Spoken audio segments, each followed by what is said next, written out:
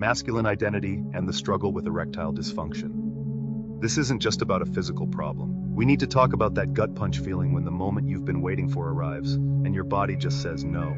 They tell you it's about blood flow, getting older, or your health. But what nobody talks about is how erectile dysfunction can feel like a direct hit to your identity. It's the crisis that happens inside your head after the physical one, the voice that starts questioning your worth, your value, your manhood. So today we're having the real conversation. We're going to break down exactly why this feels so personal and then lay out the real-world, actionable solutions to get back not just your function, but your confidence. I've worked with men at this exact crossroads of health and self-worth. I believe that understanding the why is the only way to truly fix the what. The goal here isn't a list of quick fixes. The goal is to reframe this entire experience, take the power back from the shame, and show you a clear path forward. You're not broken and you're not alone. Let's get into it. Section 1. Why ED hijacks your identity. To solve this, you have to understand the root of the problem. The reason ED is so devastating isn't just the physical act, it's what that act has been programmed to mean. For so many guys, the psychological fallout is brutal, leading to shame, lost confidence, and even depression. Here are the 3 core ways ED attacks your sense of self. Point 1. The manhood and performance trap. From the time we're kids, we're fed a steady diet of messages from movies, culture, and each other about what it means to be a man. Be strong, be in control, be a provider, and unspoken, be a performer in the bedroom. In this context, an erection stops being a biological function and becomes the ultimate symbol of being a man, proof of desire, power, and capability. When that proof suddenly vanishes, the psychological impact can be massive. For many, the experience feels like a direct threat to their sense of manhood.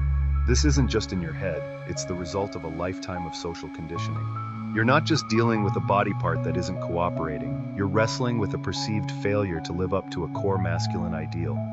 This creates a brutal 1-2 punch. First, there's the stress of the physical issue itself. Second, you're hit with the psychological weight of not living up to the belief that men must always be sexually dominant and in control. The thoughts can be vicious. I'm not man enough. Something is broken in me. I'm failing my partner. Suddenly, it's not about sex anymore. It's a judgment on your entire worth.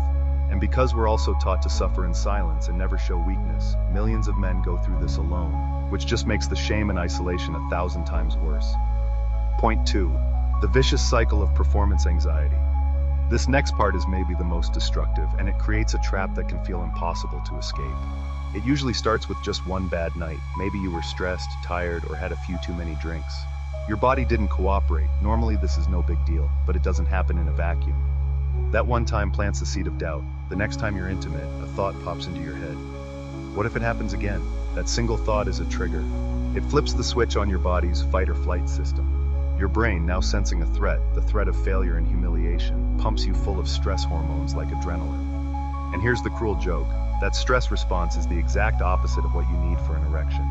An erection requires your rest and digest system to be in charge, letting you relax so blood can flow where it needs to go. But when fight or flight is active, your blood vessels constrict. So, the fear of not getting an erection creates the exact physical conditions that prevent an erection. When it fails to happen, your brain goes, "See, I told you so." The fear is confirmed. The cycle is complete, and now it's even stronger.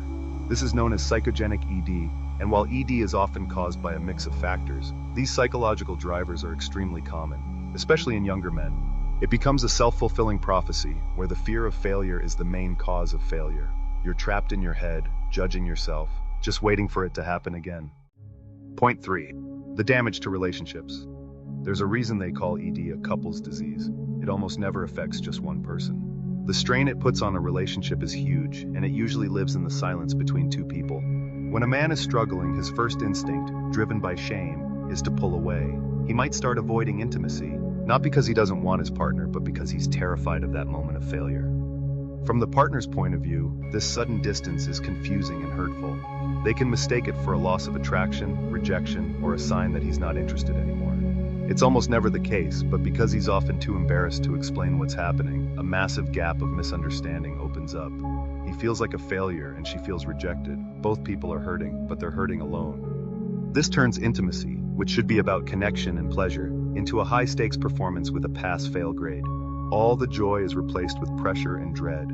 Over time, this can poison the foundation of the relationship. Couples stop touching, they stop being affectionate, and the emotional distance just grows, breeding resentment. What started as a physical problem has now become a deep relational wound. Section 2. The solution arc. How to reclaim your confidence and function. Okay, understanding the problem is one thing, but now we need a battle plan. Getting out of this isn't about one magic pill. It's a holistic approach that tackles your mind, your body, and your relationship. In fact, research suggests that men see better, more lasting results when they treat both the physical and psychological sides of ED together. And as we jump into the solutions, I've put together a totally free guide that goes way deeper on these techniques. The link is right in the description. It's the perfect next step to take after this video. Solution 1. The mindset shift, retraining your brain. Since so much of this is driven by that vicious cycle of anxiety, our first move has to be psychological. We have to break the anxiety feedback loop. The best tool for this is based on cognitive behavioral therapy, CBT. The idea is simple. Your thoughts, feelings, and physical reactions are all connected. If you change the negative thought patterns, you can change how you feel and how your body responds. First, you have to spot the lies your brain tells you. For example, the thought, if I can't get an erection, I'm a failure as a man, is an all-or-nothing distortion. The truth is, your worth as a person has nothing to do with an erection. It's about your character, kindness, and integrity. The exercise is to catch that thought, write it down, and then write a more rational response next to it, like, this is a common medical condition, not a personal failing. My masculinity is not defined by this. Second, use mindfulness. Performance anxiety yanks you out of the moment and traps you in your head. Mindfulness is the practice of pulling your focus back to right now. Instead of getting lost in anxious thoughts, force your attention onto your physical senses. What does your partner's touch actually feel like on your skin? What can you hear? What can you smell? This grounds you in reality and leaves less room for anxiety. Finally, there's a technique called sensate focus. You do this with a partner, and it's designed to take the pressure of intercourse completely off the table. You move through stages of touching, starting with non-sexual touch, where the only goal is to experience pleasure and sensation. There's zero expectation of an erection. This systematically dismantles the performance pressure and rewires your brain to connect intimacy with pleasure and exploration again, not fear. Solution 2. Actionable health and medical solutions. While the mind is huge, we can't ignore the body. An erection is a cardiovascular event. It needs healthy blood vessels and nerves. The general rule is that what's good for your heart is good for your penis, but it's important to know ED can also stem from hormonal, neurologic, or other issues. So let's run through the lifestyle checklist. First, exercise. Cardiovascular exercise like running, swimming, or even fast walking is critical. It improves blood flow and helps your body produce nitric oxide, the molecule that lets blood vessels relax and open up. Some strength training can also be beneficial as part of an overall fitness plan. While it might give a temporary boost to testosterone, it's not a standalone cure for clinically low levels. Second, diet. The same junk food that clogs your heart's arteries can clog the much smaller arteries going to your penis.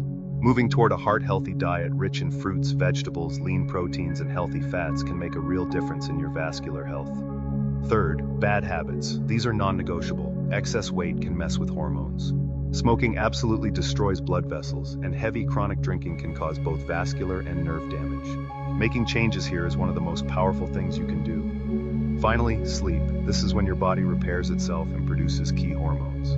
Bad sleep leads to more stress and hormonal imbalance. These lifestyle changes aren't instant, but they fix the foundation that all other treatments are built on. Beyond lifestyle, medical treatments are very effective. For many men, the first line of medical treatment is oral PDE5 inhibitors like sildenafil or tadalafil, which are effective for a large number of men by increasing blood flow. More recently, a topical gel called Eroxin, MED3000, became the first FDA-cleared over-the-counter option in the US, which works by providing a rapid cooling and warming sensation. For cases where pills or gels aren't the answer, other options like injection therapy or vacuum devices exist. It's crucial to get a proper medical evaluation because sometimes ED is an early warning sign for other issues like heart disease or diabetes. Solution 3. Communication and redefining intimacy. You cannot solve this problem in silence, especially if you're in a relationship. Breaking that silence is the single most powerful thing you can do to destroy the shame. Having this conversation is an act of courage. First, plan it. Don't try to talk about it during or right after a frustrating moment. Choose a calm, neutral time when you won't be interrupted. Start by using I statements to explain your feelings. This isn't about blaming anyone, it's about being vulnerable. You could say something like, I need to talk about something that's been really hard for me. I love you and I'm so attracted to you, and I want you to know that when this happens, it's not about you. It makes me feel like I'm failing, and it's been giving me a ton of anxiety. This one honest opener reaffirms your attraction, takes the blame off your partner, and invites them to be on your team. Second, you have to work together to redefine what intimacy means. For too long, you've both probably been focused on intercourse as the only goal. It's time to broaden your definition of sex. Talk openly about what feels good to both of you, outside of that one act. This could be mutual masturbation, oral sex, using toys, or just sensual touching with no goal at all. This shifts the focus from performance to shared pleasure. When you and your partner are on the same team, the pressure on the erection goes way down. It's no longer his problem to fix alone. It becomes our challenge to explore together. Conclusion. So here's the bottom line. We've talked about the cultural programming, the anxiety cycle, and the strain on relationships. But we've also laid out a clear three-part path forward. Fix your mindset, fix your health, and fix the communication. The most important message is this: erectile dysfunction is a medical condition, not a character flaw. It does not make you less of a man, less worthy, or less of a partner. The shame you feel is a cultural burden, not a personal one, and you have the power to put it down. Real strength isn't about being perfect. It's about having the courage to face a challenge with honesty. This isn't an end. It's an opportunity to pay closer attention to your mind and body, and a chance for real growth. You have a path forward, and the solutions are there. If this hit home for you, the next step is to act. Start by downloading that free guide I mentioned. The link is in the description. It has worksheets to help you put these strategies into practice. And if you haven't already, subscribe and turn on notifications. We are building a community here that isn't afraid to have the real, in-depth conversations about men's health that most people avoid. Your journey starts now. Thanks for watching. We'll see you next time.